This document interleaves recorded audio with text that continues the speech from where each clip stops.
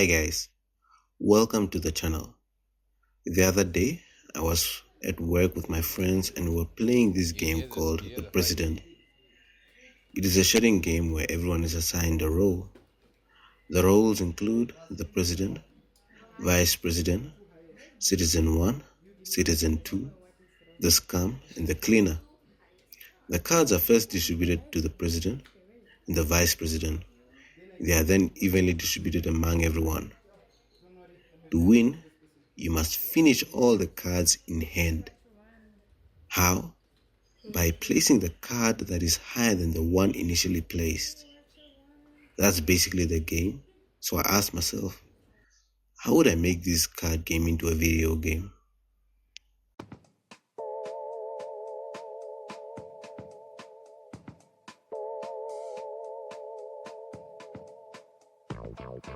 Since I never made a game before, I decided to make a prototype.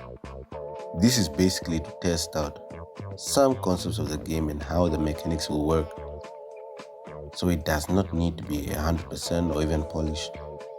A number of things that I wanted to test out were setting of the basic environment, fanning of cards, cards in hand, place cards on the table, a deck of cards, and also shuffling of the cards.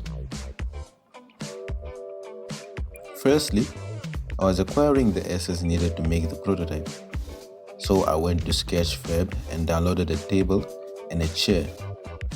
For the cards, I made them using Blender and I did not give them much detail. I imported all the assets into Godot and placed them in the asset folder just so that I can be organized. From here on, I started with development. I started off with a card scene and placed the model in it. I then attached a label, area, and collision shape to it. The card was done. Now I needed to make a play space for the game. So I made a floor and placed the table and chair that I downloaded from Sketchfab. I went back to working on the card. I gave it a custom resource so that the properties of each card is set up. The resource contained card name, strength level, and card art.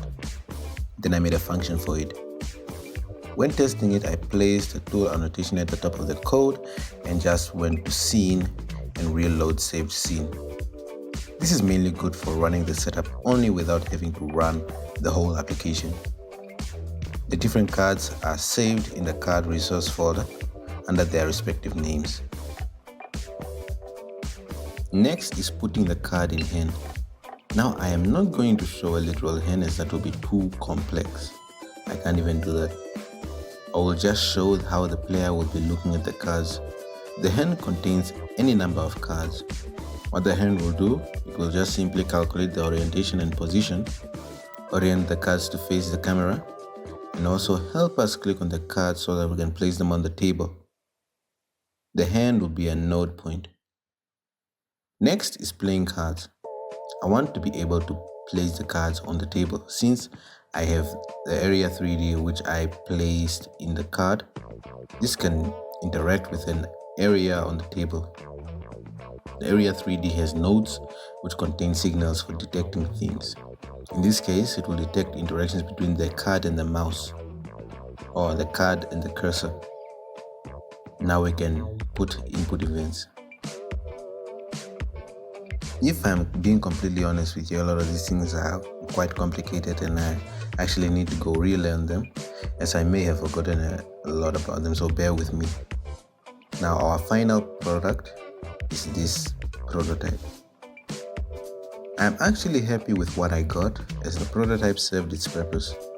It was supposed to dip my hands into finally going into game development, and I have to say that there are a lot of things that I still do not know.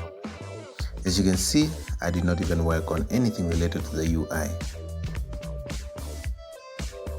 I think that's why it's important to decide what you want to do so that you don't waste time on things that are currently not important. Now that the prototype is done, I can now start making the game as I have the blueprint. Thank you for watching the video.